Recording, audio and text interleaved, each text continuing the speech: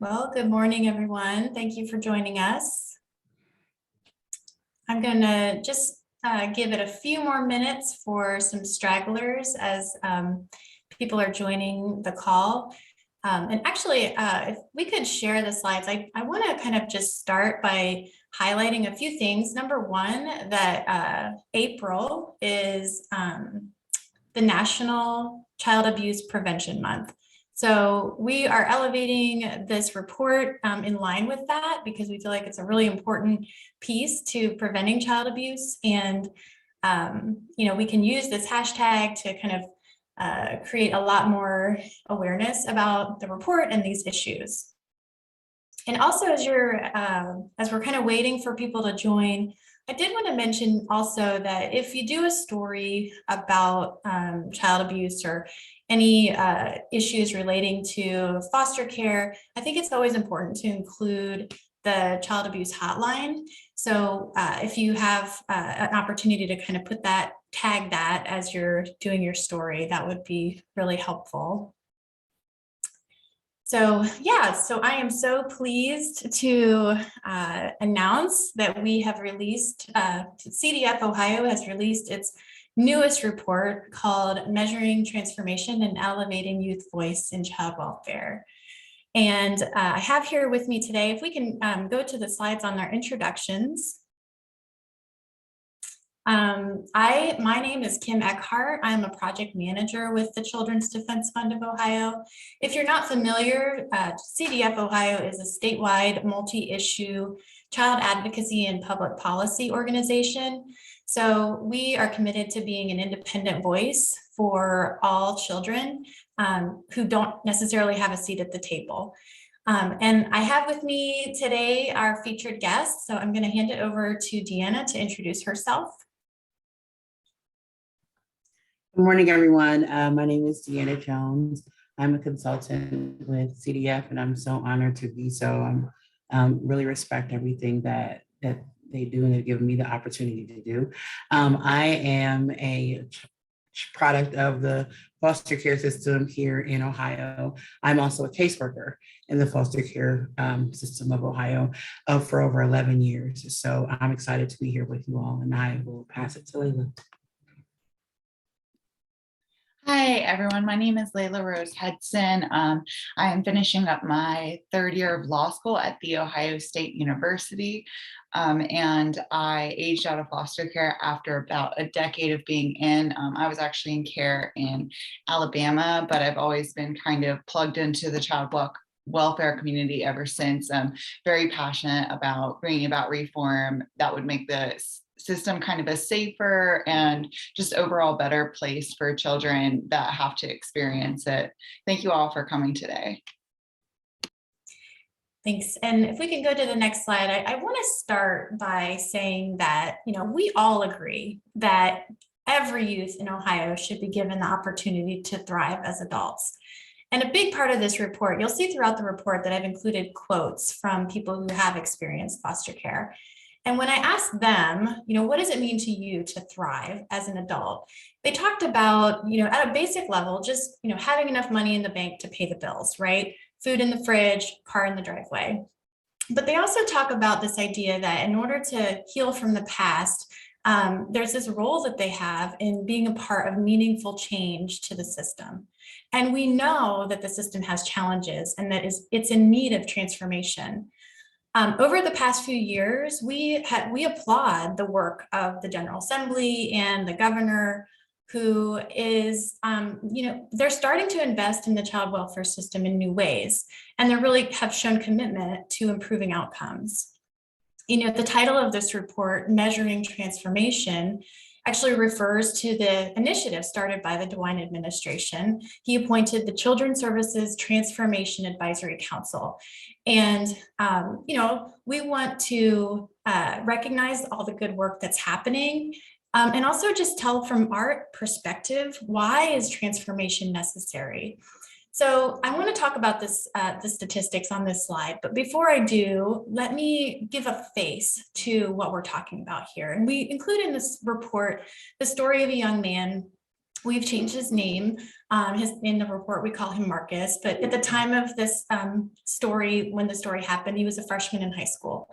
And he's a funny, intelligent guy, but his grades started slipping and he was, dropping out of his extracurricular activities.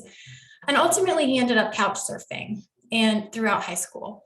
And so what we know from that experience, what we know from this young man is that when he reported the concerns that he was having with his placement after having been a part of the foster care system, was that he was not safe in that placement and his concerns were not listened to.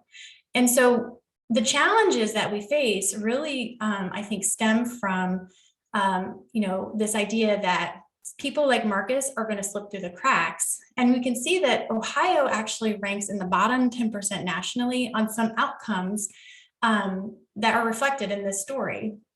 So you can see that for youth who have attained a high school diploma or GED nationally, these are youth who at age 21 were interviewed and they had been in foster care as teens. And 70% across the US, which is lower than the general population, right, which is closer to 80%, but 70% had attained a high school diploma or a GED. But in Ohio, that was only 60%. So we're in the bottom when it comes to education, employment, those going on to get their a continuing education, and especially with, being justice involved. And then we look at like those, categories where we're in the bottom 20%. It's those youth who've experienced homelessness at some point, and also those who feel like they have a real connection with an adult. Now, the more troubling thing about this is that when you consider the disproportionality in the child welfare system, we know that these negative outcomes are impacting children of color more.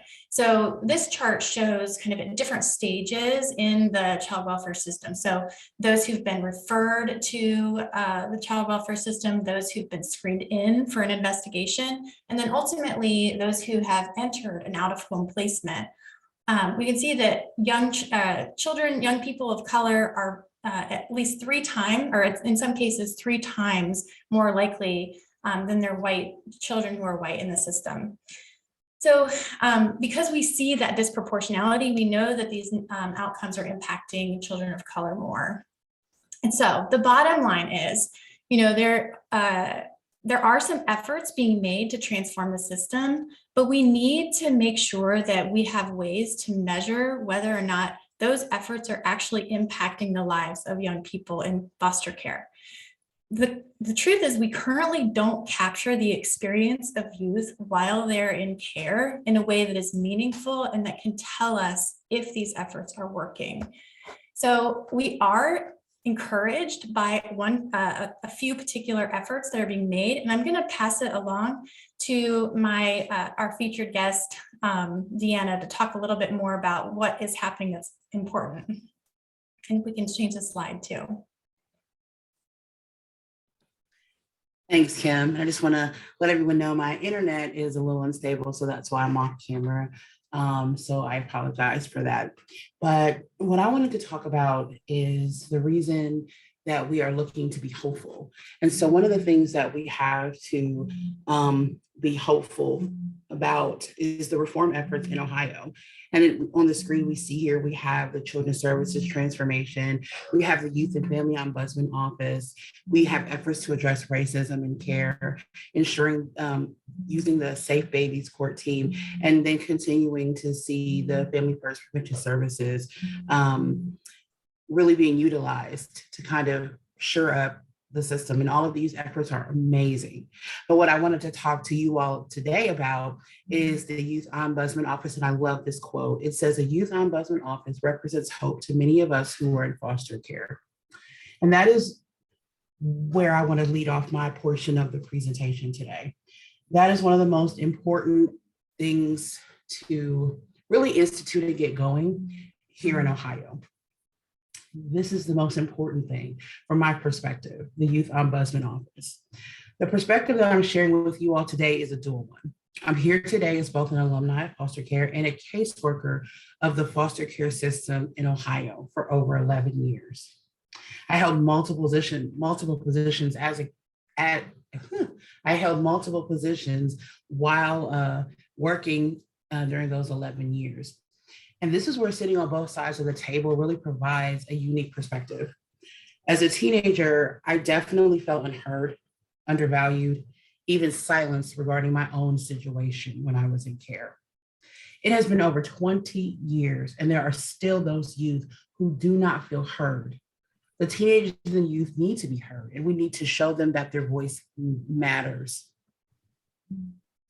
There is an unofficial and an official record of children who report that they have reported their concerns and that they were not listened to. And at those moments, what is the teenager to do? Who is the teenager supposed to call? How do we get someone to listen? I respectfully submit to you all today that the answer is the Youth Ombudsman's Office. As someone that has been in the system, I can still plainly remember how it felt to have my feelings disregarded or flat out dismissed. Sometimes it had nothing to do with me, while other times it was a result of me being a typical teenager. And with all due respect, neither of those reasons are valid to show me that my voice doesn't matter. When I was that child in that foster home, I can still remember hearing the foster parents' adult children threaten my sibling and I, who also lived in the home at that time. I can clearly remember hearing them say degrading remarks amongst themselves, most times while I'm in earshot. In fact, while I was in the room. And I sat there in despair, really listening to them go back and forth. And they made it clear that these adults standing in this home, that I had no say in being there. I have no say in anything, but I have to sit here in my home, quote unquote, and listen to these adults make it clear that the same laws that bind the foster parents do not apply to them. Looking back, I'm grateful that I had the wherewithal to push past those feelings of helplessness. I mean, really feeling helpless, despairing. I was a foster parent, I was a foster child, yes, but I was also a teen mother of two. And so that helplessness really gave me pause when I had to consider what I would want to do and how I wanted to approach things, because I didn't want to do anything that would hurt my children. But I had an ally who was an advocate for me, my foster care worker, not even my county worker. And there are so many youth who do not feel that they have that ability to speak up for themselves, or they don't have access to an ally. And for whatever reason, they feel like they don't have someone to turn to, someone to be there for them, someone to advocate for them when they don't feel heard. It is my hope that the ombudsman can be that ally. I submit to you that this office could have helped so many before me, and sadly, so many after me. I think about our foster sister, Micaiah Bryant, who tragically lost her life after an altercation in her foster home. There were glaring similarities, and what was heartbreaking to me is that there was a large gap between my experience of having adults who don't live in the home make threats to me and derogatory and defamatory statements about me, and her situation. While there are aspects of this and that situation that may be debatable, what is not up for debate is a familiar refrain. It is the fact that there were issues in this home and that these girls felt they did not have an option to share their concerns with when they felt that they were not being heard. At this moment, I must say that I identified with her. Yes, it's obvious I identify with her because I'm Black, because I'm a woman, because I was in foster care. But I identify with her because I have been that foster child who is being mistreated in a home. I have been that foster child who was not allowed to sit on the furniture, who was told that they don't pay me enough to feed me, that they don't need to buy my son diapers because they don't get paid to care for him. And if I would not have had someone to go to for that, I don't know what my outcome would have been. The mistreatment was downplayed and dismissed per the girls, and mine was as well. Luckily, I had an ally who was able to move me from that home to assure that I was not continuing to receive abuse or neglect after being in care. In regards to Micaiah Bryant, Mayor Ginther stated that we failed her as a community, and I'm inclined to agree. While it's easy to come up on one side of that argument or the other, or try to call it political, and I guess there are aspects of this that may be, the reality of it is she has reported or had reported that there were adults in the home that were making fun of them, making them feel unwanted, and making them feel unsafe. And that is simply not acceptable. Who could they have called when they felt their service team was not able or willing to respond to those concerns? In advocating for the ombudsman, we want to acknowledge that this is going to be an adjustment at every level. As a caseworker, I completely understand that. I also know that as a caseworker, this can help both the service team and still ensure that the rights of the foster child were not trampled upon or flat out disregarded. The bottom line is the youth ombudsman must play a role in ensuring that all of our youth are aware of their rights and know how to report violations, as well as really having access to do so easily. One way to do this is for them to be a part of the data collection efforts that regularly survey youth in care. We want to capture their voice about these issues and ensuring that decisions about them are not window dressing. That is our reason for hope. And with that, I pass it to Layla Rose.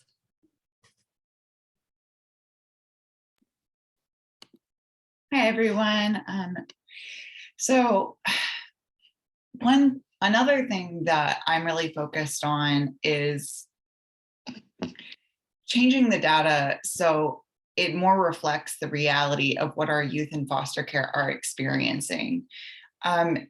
I had the opportunity to work with the Office of Children's Services Transformation due to my lived experience in foster care. And I really enjoyed the experience, but they asked me while I worked there what issue I was particularly passionate about and where I would like to see reform the most.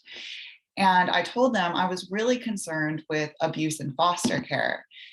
However, I was pointed to the official data, which would have you believe that nationally and in Ohio, the rate of abuse in foster care is less than 1%. From colloquial knowledge, just talking to other foster kids, I know that number can't possibly be accurate. Just my story alone, multiple forms of abuse across multiple different homes in 10 years. If those numbers were accurate, I would be a statistical impossibility. My story wouldn't have been able to happen. So we know that these numbers are flawed. And so what my thought is that we could design a youth experience survey, perhaps anonymous, in cases where youth may not feel as comfortable reporting. However, I think that could really bolster the data that we have. I envision using these kinds of surveys and comparing them with whatever the official state reported data is and the nationally reported data to really create a system of accountability to make sure that we aren't losing stories of abuse, that children are not falling through the cracks, that we're not making assumptions that just because they're placed in foster care, they're safe. When I was in foster care, one of my homes, I was being chronically abused by an individual who, when he feared that I may report, he committed suicide. And despite unbeknownst to him, I'd already tried to report and I hadn't been taken seriously. And that's just the kind of problem that isn't reported in our official data. And that's exactly why I think that we need a qualitative survey. We need to know what's actually going on, because the numbers that are officially reported are substantiated cases often. And there are a million reasons that a case might go unreported or unsubstantiated and is therefore falling through the cracks of what we know to be going on. And one thing I do know from policy advocacy is that you can't begin to fix a problem until you fully understand its scope. And with numbers that aren't accurate, it's impossible for us to understand the scope of this problem. There are some questions that I think could serve as a baseline. As you see on the slide, we might ask, whether youth have experienced maltreatment in care, whether they feel safe in their current placement or past placements, if they have awareness that they have a foster youth bill of rights. Questions like that are very important, and nobody ever asked me questions like that when I was in foster care. And I think if they had, it could have made a real difference if, the answers were actually evaluated and looked at rather than just kind of discarded or overlooked. And I think this is so important if we truly want to improve the experience of children experiencing the foster care system, and we want to ensure their safety and not just pay kind of lip service to making sure they're safe. I do think that there is an assumption that once we take kids out of their biological placements or wherever they were, where they may be in some kind of danger, that there's an element of safety because they're now in a home that's been vetted. But, with the need for foster parents being so high, and vetting can only catch so much. And I think it's important to call out those assumptions for what they are, because as you heard from my colleague Deanna, and you're hearing from me, abuse happens in foster care, and it's really, really time that we didn't just assume that it doesn't, and we take measures to do something about it.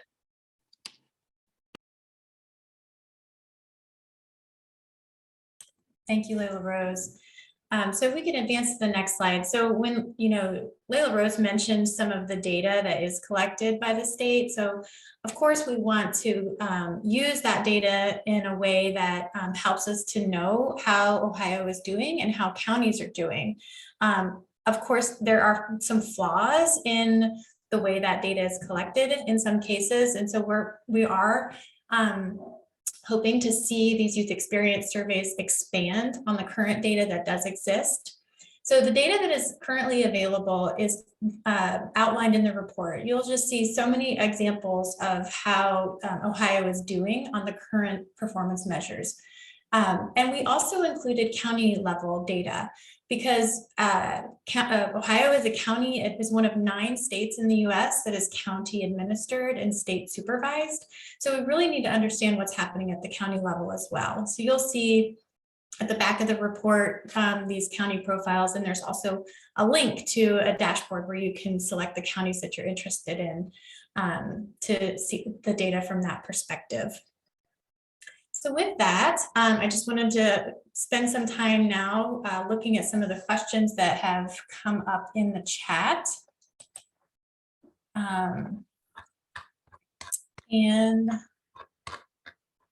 let's see, I have one here. How do you envision the data that is collected from youth experience surveys being used? From my perspective, I think, oh, yes, here's a, yes. So from my perspective for that first question, we see that questions like, are you aware of the Foster Youth Bill of Rights? This is also known as the Foster Youth Handbook that includes those that information. And are you aware that the Youth Ombudsman Office exists? So those two are key data points that the Youth Ombudsman would definitely want to know about to understand how well information is getting down to youth who are in care from at the county level. There are some other ways that I think we could probably track the number of youth who run away.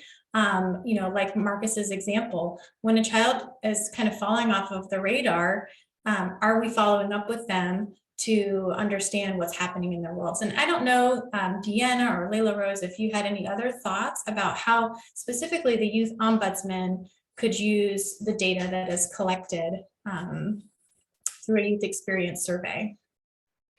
I do. I love that you touched on the runaway piece, because I know that as a worker, I've seen that multiple times. I've seen kids run away from homes when they felt like they weren't being heard. And I think that, like Layla Rose pointed out, with this being a qualitative gathering of information, it will point to things that may not be captured or frankly are not captured.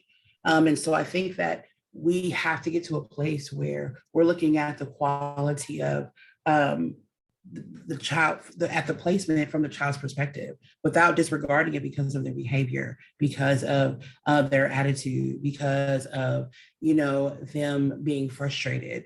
Because if a child is feeling like they have no option but to run, that's something that we should be looking at. And this survey can give us an opportunity to really look at some of the things that may not be getting addressed or captured in the traditional data surveys.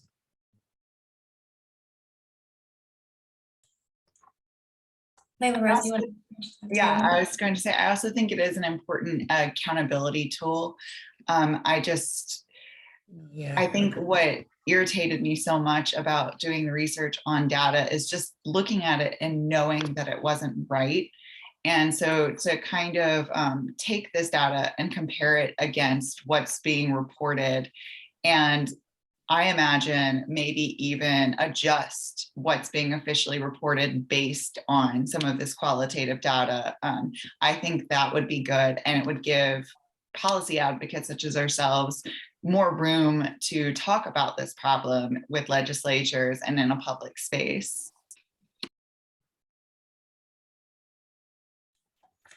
I think we have time for one more question. Was there another one in the chat?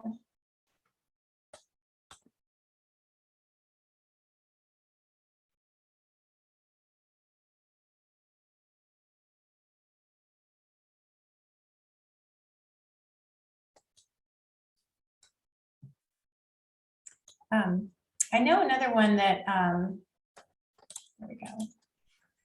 So when will the Youth Ombudsman Office start operations, and what are your hopes for the first year?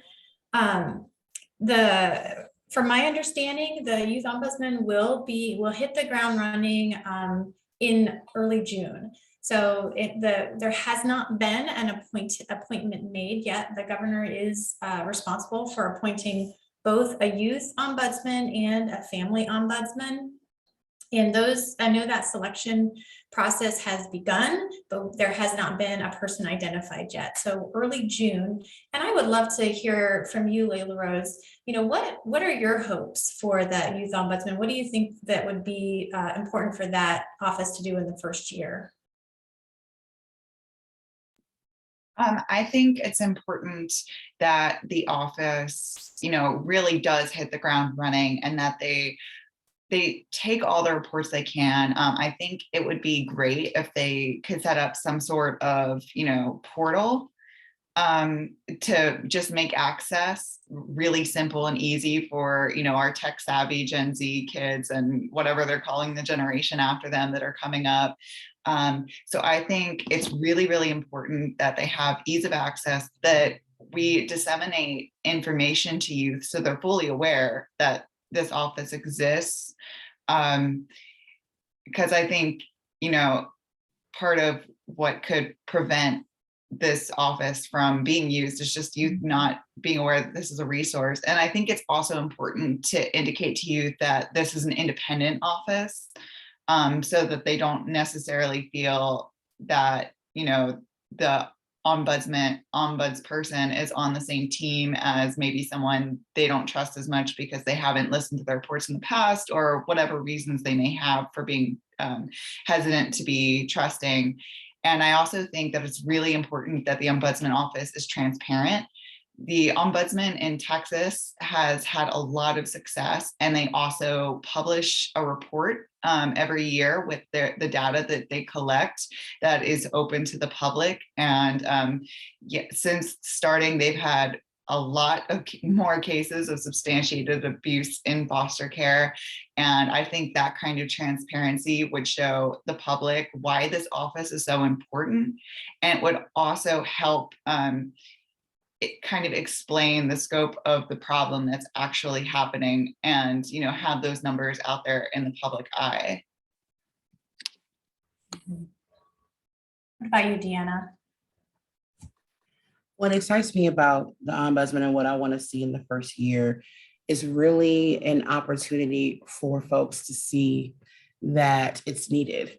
I think that I would love to see the ombudsman really, that office really take a proactive approach in advocating for our kids, in responding to any grievances that they're having. And my concern is that they don't merge them too much. I know that it was decided that there would be a family ombudsman and a youth ombudsman. And my concern as a caseworker and having been in the system is that I'm concerned that they are going to end up mushed together. And I feel like for kids to really trust it and know that this is a person that's really going to advocate for them, they should be, really separate. They should be independent in their assessments and their subsequent recommendations. So ideally, I would love to see that. But I also am hoping that they can be a sounding board for the media to really stay invested and involved in this process. I would love for you guys to really take this opportunity to kind of check in and look into this and ask questions so that it's not just like a front page story when a foster youth is killed and then we're forgotten about. So I really, really think that this is a great opportunity for you all to really be invested and know that this is a place to come back to if you have questions or want to check in and hold them accountable to their transparency. Yeah, and then the other side of that, the other half of that question, are there any limitations in what, that we think the youth ombudsman will be able to achieve to be effective? And, from that perspective, as a public policy person, the office currently does not have its own appropriation authority. So we're definitely interested in seeing in the future the DeWine administration in the General Assembly recognizing the need for this, for the independence of this office. It really does rely on funding for its own operations. And so, really having the resources that it needs to be able to be successful. So that's something that we're hopeful for as well.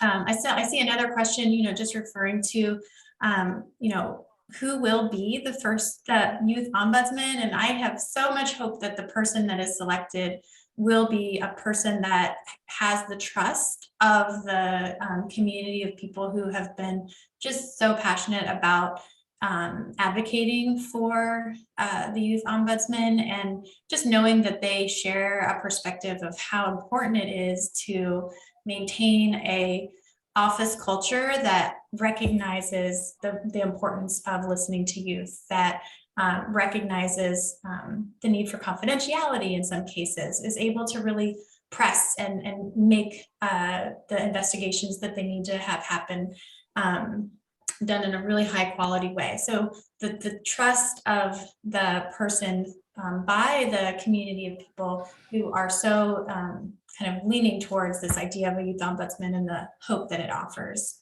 Anybody else have any thoughts on what a person who's selected for this should, how they should kind of, what characteristics they should have? Yeah, I think that you touched right on it. Having the trust of the community that they are going to serve is going to be huge. I think my concern with that is that I'm hoping that the bureaucrats don't decide what that trust looks like and, try to rationalize why this person should be trusted. And I know that there's limitations. I know that, in anything, you have a pool of people, and from that, they can make the best decision that they choose. But I just want to be honest in lifting that up. Foster youth are very quick to decipher if something could be better or stronger, or they can see through some things that, nope, I'm not feeling that. And they're kids, they're honest, they're going to tell you, and they're going to hold us accountable to that. So but I think so. I just wanted to say that in terms of the trust, but other characteristics, I want them to not be afraid of the pushback, and not as in you're really a fear, but really knowing that when you step into this role, there's going to be times when you have to hold someone accountable a little bit and just say, well, listen, by your own standards and your own rules, this wasn't met, and really speaking truth to them and being honest about it. Because if we're not going to do that, this office is not going to be effective as it could be. Ideally, I would love a youth ombudsman who had lived experience in care, and maybe one day that Yes, will happen. That is my ideal, but I know agree. that's not necessarily the easiest person to find. So my hope would be that when appointing this person, the voices of lived experience would be consulted in the process, because I feel like if you're not going to have an appointee who has lived experience, the next best thing is being in consultation with voices and lived experience who really understand, what it's like to be abused in foster care or have something going on in your foster home where you don't feel safe and, needing to report it. If I can build on that too, um, I feel like when she talked about the lived experience, I think that's huge. But I would also like to see their recommendations and the outcomes, because I've seen us be, as a person with lived experience, consulted. And when it comes down to the rollout, when it comes down to implementation, when it comes to starting to put those recommendations into place, it would sometimes looks like we weren't consulted. And so I just would hope that, just building on Layla's point, that as we are doing this and seeking to have someone that is a youth with lived experience, if they can't do it, not only consulting them, but consulting them and taking into consideration what they're doing. And if the outcome and the youth are saying that this isn't what we envision, I hope that gets us back to the table. It shouldn't just stop at, we consulted some youth and we wanted something and we gave you a version of it and now you should be happy. Well, I value your opinions and your perspectives so much. I appreciate the time for everybody that joined the call today and is listening in the future. I hope that together we can all work towards meaningful change. And yeah, just thank you so much for your attendance. Thank you, Deanna and Layla Rose. Your advocacy and your professionalism just speak volumes about the efforts that we're making, and you're sort of the dream, right? This is what we want. We want thriving young people. So thank you so much for your attendance today. Thank you. Thank you for having me, Joan.